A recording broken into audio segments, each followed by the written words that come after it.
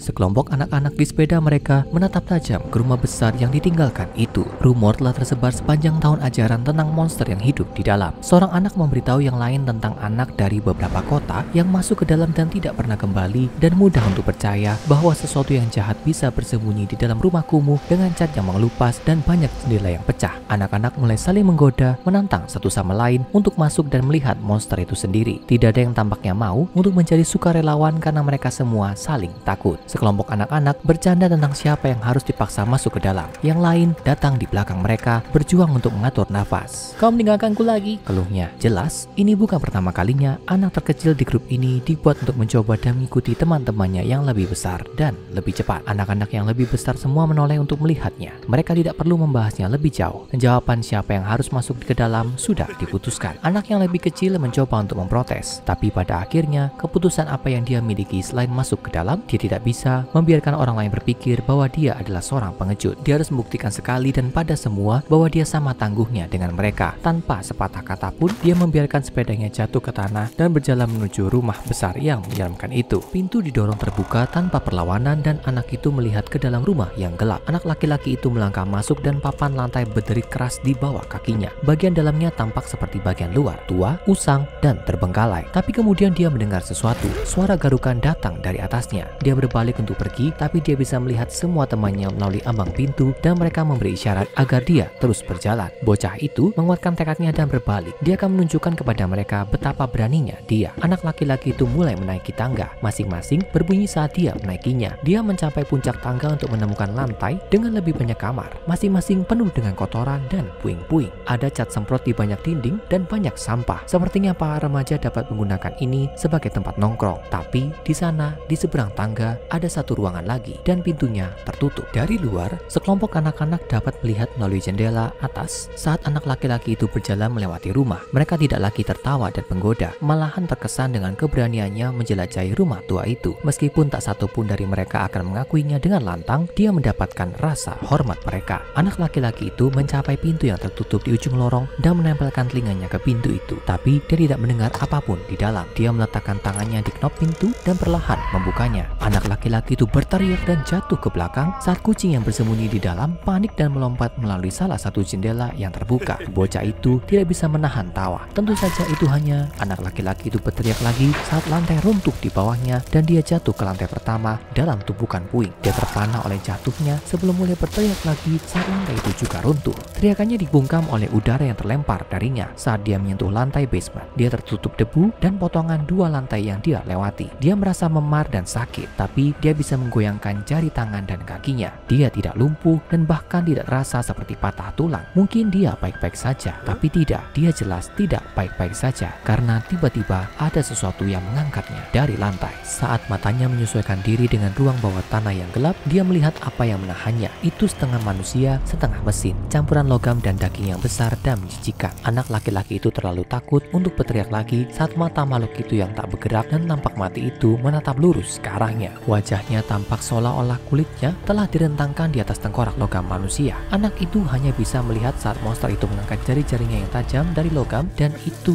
menyapu kotoran dari rambut anak itu. Anak laki-laki itu mulai merintih, tapi apapun itu, sepertinya dia tidak ingin menyakitinya. Suara robot yang nyaring datang dari perangkat kecil di wajah makhluk itu tiba-tiba memecah kesunyian. Hal anta alamam yura. Bocah itu tidak mengerti, tapi robot pria itu memiringkan kepalanya yang mengerikan ke samping dan mengulangi hal yang sama. Anak laki-laki itu masih bingung, tapi dia merasa robot itu mencoba memberitahunya sesuatu. Dia entah bagaimana mendapatkan perasaan bahwa itu tidak akan menyakitinya. Apakah ini monster yang ditakuti semua orang? Seorang manusia mesin yang disalahpahami tinggal di bawah sini, di ruang bawah tanah. Robot itu tersentak saat ada sesuatu yang pecah di bagian belakang kepalanya. Dia melemparkan anak itu ke samping dan berbalik untuk melihat teman-teman anak itu. Masing-masing dipersenjatai dengan potongan-potongan kayu dan potongan-potongan lainnya sebagai senjata. Mereka datang ke sini untuk menyelamatkan teman mereka dari monster yang berani mereka temukan. Yang lain berlari untuk menyerang robot itu, tapi sebelum dia bisa mencapainya, dia jatuh berlutut kesakitan seperti yang dilakukan anak-anak lainnya. Makhluk itu mulai mengeluarkan suara berfrekuensi tinggi dan anak-anak mencoba menutupi telinga mereka. Mereka semua merasakan sakit yang membakar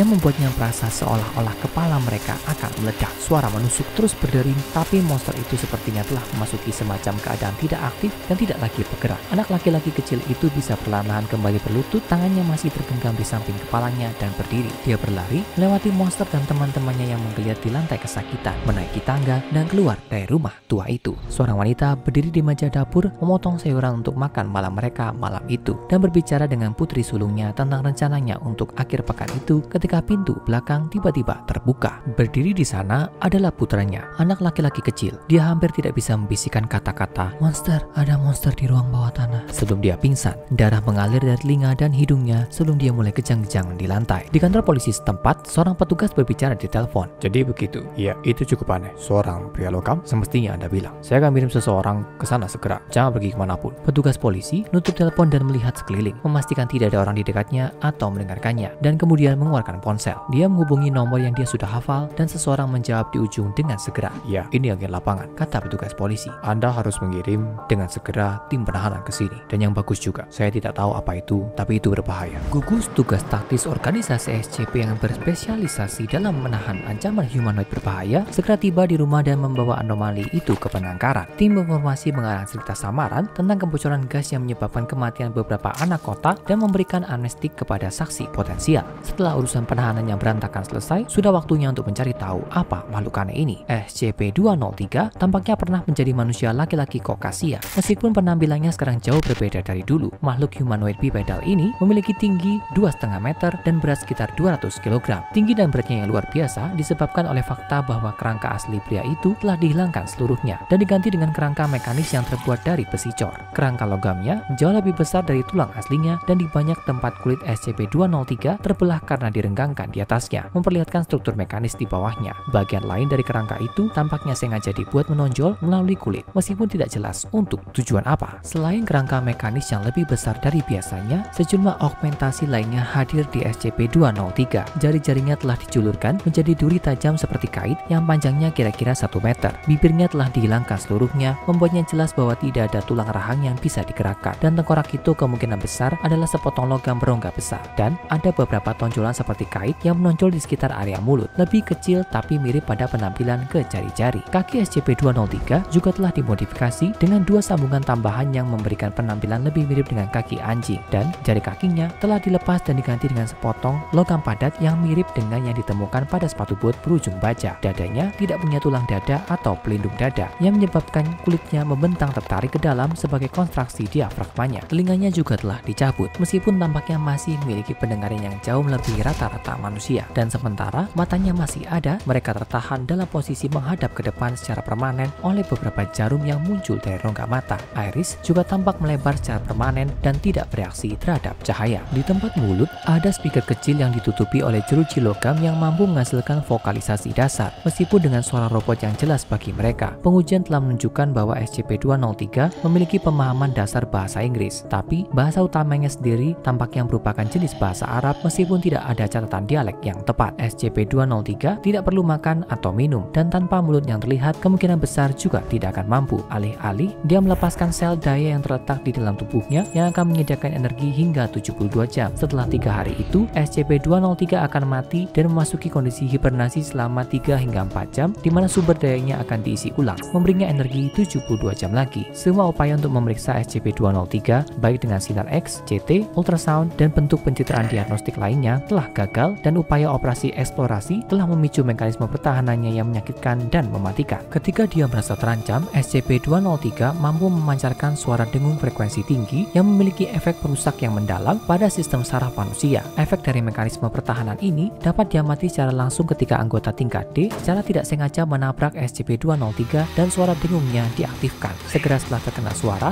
D104 mengalami sakit kepala yang parah. Setelah 15 menit, sakit kepala bertambah parah dan D104 mulai mengeluarkan darah dari telinga. Setelah setengah jam, tingkat D yang sekarang menuju ke rumah sakit mulai mengalami kejang setelah mengeluarkan darah dari semua lubangnya. 10 menit kemudian, anggota tingkat D itu mati. Tes lain dilakukan dan hasilnya hampir identik dengan gejala berkembang pada tingkat yang kira-kira sama. Namun, kali ini, daripada memindahkan tingkat D ke rumah sakit, itu disimpan di sel dengan SCP-203. Setelah 40 menit, tingkat D mati, dan beberapa menit kemudian, 203 akhirnya menghentikan suara dengungnya. SCP-203 kemudian mendekati tubuh tingkat D yang telah meninggal dan mulai menggunakan augmentasinya sendiri untuk mulai melepaskan kerangka tingkat D. Sementara SCP-203 dihentikan sebelum dapat menyelesaikan tugasnya, sekarang tampaknya suara dengung yang dihasilkannya adalah mekanisme pertahanan, tapi mungkin juga merupakan bagian dari proses di mana dia menciptakan hal baru dari SCP-203. Dalam wawancara dengan SCP-203, dia mengklaim tidak memiliki ingatan tentang hidupnya sebelum augmentasinya. Dikatakan bahwa dia sekarang ada dalam keadaan sakit dan kebingungan yang hampir konstan, dan di saat-saat ketika baterainya habis lalu memasuki keadaan istirahat adalah satu-satunya pelarian dari rasa sakit akan keberadaannya. Dia juga mengklaim bahwa dia tidak memiliki ingatan tentang apa yang terjadi setelah mekanisme pertahanannya diaktifkan. Juga tidak mengingat apa yang dilakukannya pada tubuh tingkat D yang tertinggal di selnya. Namun, tidak diketahui seberapa jujur SCP-203 itu. Tidak ada cara untuk memverifikasi apapun yang SCP-203 katakan kepada peneliti, dan untuk saat ini pernyataannya harus dianggap oleh staf organisasi sebagai upaya untuk mendapatkan simpati atau memanipulasi mereka secara emosional. Dia membuat beberapa permintaan untuk obat penghilang rasa sakit dan anestesi, tapi sejauh ini semua permintaan ini telah ditolak. SCP-203 telah diklasifikasikan sebagai Euclid dan ditahan di bunker penyimpanan khusus di lokasi penelitian. Dua anggota tingkat D yang dilengkapi dengan peralatan penyaringan suara menjaganya setiap saat dan disertai dengan pengawalan bersenjata untuk setiap sesi pengujian atau penelitian. Apakah SCP-203 adalah korban utama, manusia normal yang ditransformasikan di luar kehendaknya menjadi penggabungan kasar antara manusia dan mesin? Mungkin ada sesuatu yang lebih dari SCP-203, atau lebih tepatnya kurang. Apakah SCP-203 membodohi kita semua? Apakah jiwa besi yang tersisa ini tidak lebih dari monster logam menyamar dengan kulit korban terakhirnya? Mungkin dengan penelitian lebih lanjut, suatu hari kita akan tahu jawabannya. Sekarang, cek dan tonton entry lain dari arsip Dr. Bob seperti SCP-783, yaitu ada manusia yang bengkok. Untuk anomali lain dengan ide yang sangat menarik tentang seperti apa bentuk manusia. Dan pastikan kamu subscribe dan aktifkan notifikasi sehingga kamu tidak melewatkan satu anomali pun saat kita menggali lebih jauh ke dalam arsip rahasia organisasi SCP.